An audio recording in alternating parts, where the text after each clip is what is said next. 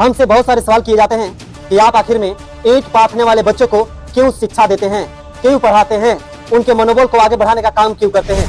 मैं उन गरीबों को ये शिक्षा यानी शेरनी का दूध को पिलाने का काम करता हूँ जो कभी अपने जिंदगी में बकरी का भी दूध नहीं पिए होंगे।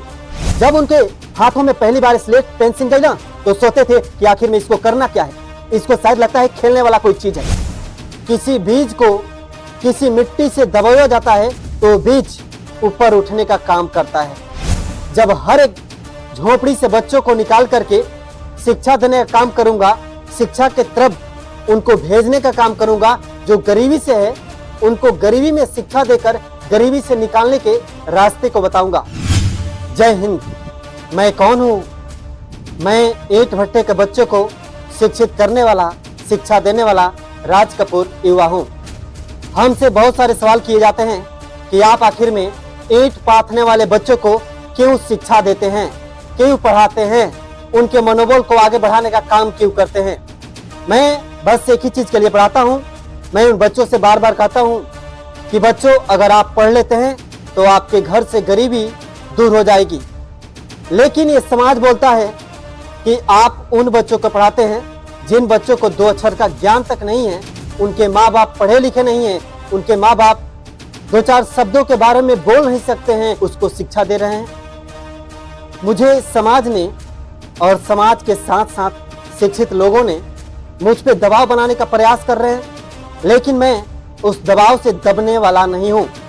क्योंकि जब भी किसी बीज को किसी मिट्टी से दबाया जाता है तो बीज ऊपर उठने का काम करता है, और जब उठता है तो उसमें ऊर्जा बढ़ती है, और ऊर्जा के साथ जब उसे मिट्टी दबाने का प्रयास करती है ना तो धीरे धीरे ऊपर आने लगता है, और जितना उसे दबाती है उतना तेजी से ग्रो करता है। मैं कहता हूँ इस समाज से कि मैं टूटने वालों में से नहीं हूँ, मैं हारने वालों में से नहीं हूँ, मैं थकने वालों में से नहीं हूँ। मैं ना रुकूंगा न थकूंगा, बस मैं अपने मार्ग पे चलूंगा।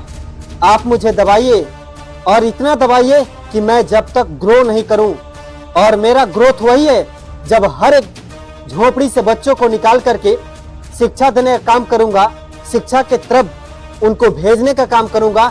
जो गरीबी से है उनको गरीबी में शिक्षा देकर गरीबी से निकालने के रास्ते को बताऊंगा। यही मेरा कर्तव्य है। आप इसके बारे में क्या सोचते हैं कि अगर कोई किसी गरीब मजदूर के बच्चों को शिक्षा दे रहा है, शिक्षा के व्यवस्थाओं को बता रहा है, अर्थ को समझा रहा है, उसके महत्व को समझाकर उसको शिक्षा की तरफ भेजने का कार्य कर रहा है, तो उसे दबाना चाहिए। मैं उन गरीबों को ये शिक्षा यानी शेरनी का दूध को पिलाने का काम करता हूँ जो कभी अपने जिंदगी में बकरी का भी दूध नहीं पिए होंगे, और मैं उनको ये शिक्षा वाली शेरनी का दूध पिलाऊंगा और उनको दौड़ाऊंगा।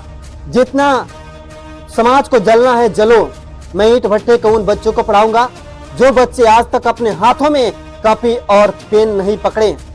जब उनके हाथों में पहली बार स्लेट पेंसिल गई ना तो सोचते थे कि आखिर में इसको करना क्या है, इसको शायद लगता है खेलने वाला कोई चीज है। लेकिन मैंने उनको समझाया कि नहीं, हमारा भविष्य जो है ना यहीं से लिखने की शुरुआत होती है, और हम अपना बचपना अभी खोए नहीं है।